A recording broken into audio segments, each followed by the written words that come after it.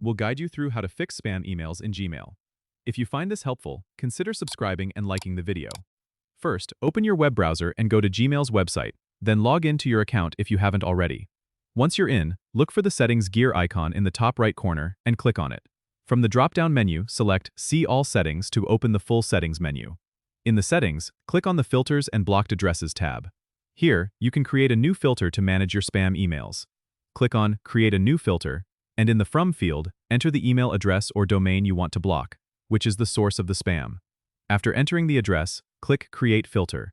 In the next window, check the option Delete It, so any email from that address will be automatically deleted before it reaches your inbox. Finally, click Create Filter to save your changes. This will help keep your inbox clean by automatically filtering out unwanted spam emails. If you find that some emails are still slipping through, you can go back and add more addresses or domains to your filter. Remember, it's important to regularly update your filters to keep them effective.